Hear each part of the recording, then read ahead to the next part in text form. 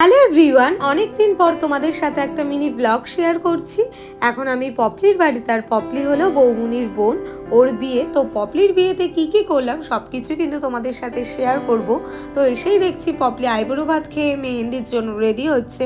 তো রেডি হয়েও গেছে, আর দেখতে ওকে খুব সুন্দর লাগছে। তারপর আমি খেলাম কোল্ড ড্রিঙ্কস, আর এখানে সবাই রেডি হচ্ছে। আর এই মেহেন্দির প্রোগ্রামটা হবে ছাদে, তাই ছাদটা খুব সুন্দর করে সাজানো হয়েছে। এখানে গুনগুনও রেডি হয়ে চলে এসেছে।